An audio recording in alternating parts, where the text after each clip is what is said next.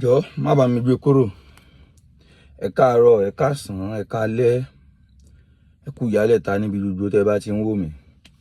Ojú tẹ́ fi ń wò mí ò ní fọ́, etí tẹ́ fi ń wò mí ò ní di. Àdẹ̀kù rògbòdìyàn tó ń ṣẹlẹ̀ ní ilẹ̀ Nàìjíríà. Ọlọ́run á máa fi ṣọ́ ẹ̀ṣọ́ mọ́, á fi ṣọ́ ẹ̀ṣọ́ aya, á fi ṣọ́ ẹ̀ṣọ́ ọkọ, á fi ṣọ́ ẹ̀ṣọ́ mọ̀lẹ́bí ẹnì kọ̀ọ̀kan wa. Àmọ́ ẹ sáré jẹ́ ká yára wa ní ìṣẹ́jú kan àbí kejì ká sáré bá wa sọ òótọ́ ọ̀rọ̀. Gbogbo ẹ̀yin Southwest Governor, Ọ̀ṣun State, Ogun State, Ọ̀yọ́ State, Ondo State, Kwara State, Southwest Governor, ẹ̀yin la pè ẹ súnmọ́ bí ẹ jẹ́ ìṣẹ́ kákẹ́ kọ́kọ́ fi ti Tinubu sílẹ̀. Òǹkàlùkù ló ti mọ̀ pé ó ti dẹ̀wù, ó ti di ṣòkòtò, ó ti mọ́ bàbá yẹn lára. Àmẹ́yìn tẹ́ jẹ́ Southwest Governor, iye yìí nàbí last year wọ́n ní Tinubu ní kẹlọ arrange state police. Ó ti di mélòó nù yín tó sáré ẹ̀?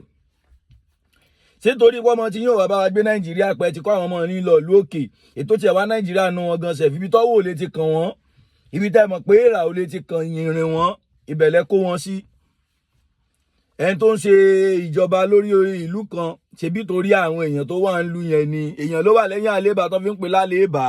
Sígbà tẹ́ bá wá jẹ́ kí bandit pa gbogbo ìlú tán ta lẹ fẹ́ ṣèjọba lé lórí?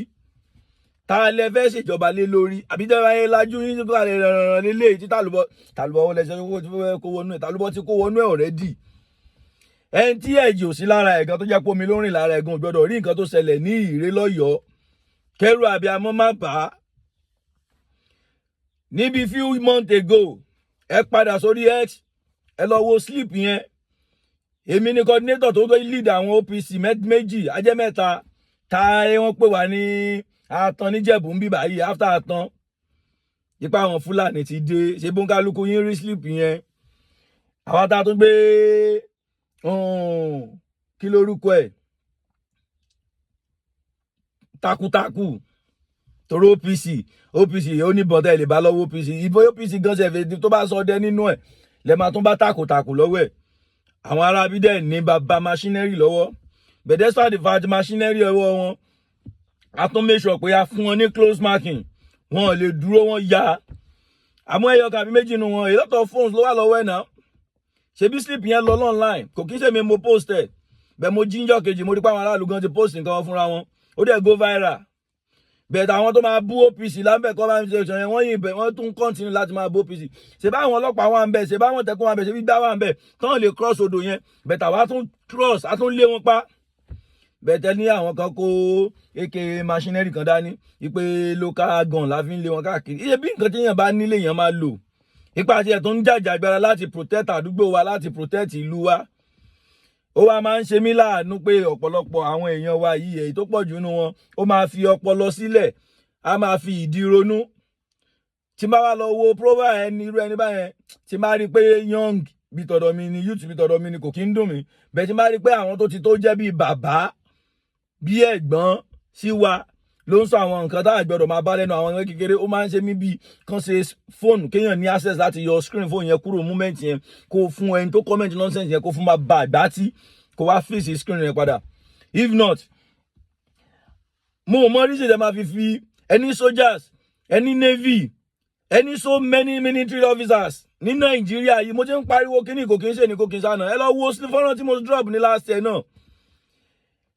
Ní ó dá àwọn èèyàn accountable based on pé àwọn sójà yẹn náà máa ń jáde wọ́n máa ń gbé yín débẹ̀ pé ẹrù àtijà kan ló ń bà wọ́n o.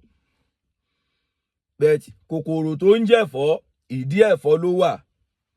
Nígbà tán bá wá ní bí kulé ò bá wá pa ní tòdí òní pa ní ìgbà tí kulé bá wá ń pààyàn tẹ́ẹ̀dẹ̀ ń pará àtakó wá pa ikulé ẹ̀ẹ̀dẹ̀ tí ìfojú ikulé hàn.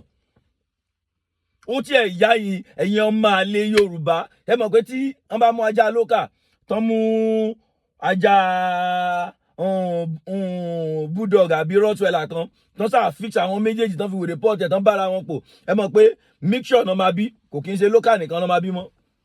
So ó máa ń easy fún mi láti mi tó jọ máa lénú àwọn ọmọ Yorùbá tó bá ti ń sọ̀rọ̀ Yorùbá mi kan tí má kàn débẹ̀ tí mò ń wò báyìí máa wò pé tó bá ti ń sọ̀rọ̀ Yorùbá tí mo débẹ̀ tí mo kàn ń wò báyìí máa wò pé ṣé lè sọmọ Yorùbá dẹ̀ ni.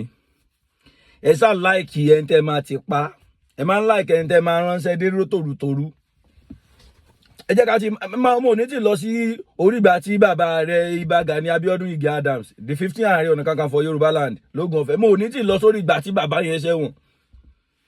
Màá kọ́kọ́ fi ètò wà nítòsí màá fi ṣe sample fún yín. Gbogbo yín tẹ́ bá dọ́ndà comment section bí tó máa ti post ọ̀rọ̀ olóyè Monday Igbóọrà bẹ́ẹ̀ máa ṣe rí táwọn ọmọ Yorùbá wọ́n máa ṣe bàbá wa ẹkùn ọkọ̀ òkè ẹkùn ọkọ̀ ọgbá ẹkùn ọkọ̀ àwo. Arákùnrin máa protest káàkiri nígbà tó kùtè kó tó dijọ́ kejì náà máa ti wà lọlé ẹ̀. Àwọn tán wà lọlé yẹn máa mọ̀ bí táwọn bandit wà náà máa bá wọn lọ. Àwọn tó kú nílé arákùnrin yẹn níjọ́ kìíní àná nísìnyí wọ́n máa ti dáríjìn lẹ́yìn tán dáríjìn tán ó ní ogun kan ò lè jà nílẹ̀ bàbá wa. Ibo ńlá ké wà ṣebọ́nà ti approve security project kan fún l'Abuja gbọ́n ló ti fáwọn wọn ti fún òun ní ọwọ́. Ẹnu yìí náà ni èmi ò dẹ̀ bu ẹni ẹlẹ́ni nǹkan tó ń kálukú máa jẹ ló ń wá mi ò bu because rẹ́kọ̀dù tó PC nílẹ̀ ní ti dáadáa kò sí ọmọ Yorùbá kan tó ti mẹ́nu kan rí kan sáà máa hùwà bàjẹ́ kan máa pe bàbá yìí sí nǹkan tí ó ẹdúró kí lẹ́jẹ̀ fẹ́ kí bàbá yẹn ṣe náà ṣe fún kálukú wa ló ní bàbá tó lẹ́gbọ̀n tó láàbúrò ṣe bọ́kùnrin pọ̀ nù lé wa. Ìjọ tí Gani Adams kan jáde pé òun fẹ́ di ajìjàgbara fún ilẹ̀ Yorùbá kò kí ń ṣe jọ́tán bí ọmọ ẹ̀ ló bẹ̀rẹ̀ sí rìn náà ó ṣe bí process ni. Bàbá tiẹ̀ náà lè jáde ìwọ náà lè jáde ọ̀rọ̀ yìí dàbí ọ̀rọ̀ ìdìbò ọ̀rọ̀ election ni kò sẹ́ni tí ò lè jáde. Ok ṣé kò wù ọ́ kí wọ́n soríire kò wù ẹ́ kó lórúkọ kò wù ẹ́ kó lókìkí sọ fún bàbá ẹ kí bàbá ẹ náà gbé gbà tí bàbá ẹ bá bẹ̀rẹ̀ lẹ́ni ìwọ àtàwọn ẹgbẹ́ àtàwọn fámílì ẹ tó jẹ́ ọkùnrin ẹ ti ń lọ bí 20 or 15 ẹ ti bẹ̀rẹ̀ láti ibì kan nìyẹn táwọn ará àdúgbò yín bá wá rí bẹ́ẹ̀ ṣe gúdù sí wọ́n bẹ̀rẹ̀ sí ń join yín bẹ̀. Bàbá yìí máa jáde a máa sọ fún pé each time lọ́rọ̀ Nàìjíríà lọ́rọ̀ lẹ́ Yorùbá máa ń jẹ́ òun lógún òun ti pé àwọn South West governor so many times fún security meeting wọ́n give report wọ́n fún ní feedback wọ́n fún lọ́wọ́ wọ́n fún ní support bẹ́ẹ̀ bàbá ilẹ̀ máa pariwo gbígbà pé mi àti yóò ní bàbá ńlé láti wákàtí ọwọ́ mo fẹ́ ṣe pé o mi ò fẹ́ ṣe pé o mi ò fẹ́ ṣe pé o. Ẹ máa ní nígbà táwọn kan jẹ Ààrẹ Ọ̀nà Kakanfò ṣé gbà táwọn tán jẹ Ààrẹ Ọ̀nà Kakanfò yẹn jẹ Ààrẹ Ọ̀nà Kakanfò ṣé gọ́ọ̀mẹ̀ntì ló ń give order ṣé civilization ti take over to this length sáwọn lọ́balọ́ba yẹn ò sí ní power àwọn lọ́wọ́ wọn lágbára wọn bó ṣe jẹ́ pákún jẹ ó ti jẹ́ kí ọ̀pọ̀lọpọ̀ ọba kó lose respect ẹ̀. Tábà ní kò kàn wá pa ní sọ̀rọ̀. A ní lajú wa sílẹ̀ a ní la ojú wa sílẹ̀ kí ká tàlùbọ́ kó wọ̀. Ṣebí bàbá yẹn ti post proof sí ó ti send àwọn letter tó send sáwọn South West governor for years ago wọ́n ti post it online sí. Ó yá I dare you people to go and call the South West governor house láti wá debunk ẹ̀. Ẹ tag every governor láti wá debunk nǹkan tí bàbá yẹn sọ bóyá wọn rí lẹ́tà. Bàbá yẹn tún ní after 2 months òun tún send the reminder ẹ tún ní kán jáde kán wá debunk ẹ̀. What else you people want? Approval tí bàbá yẹn ní ìdìbò rí.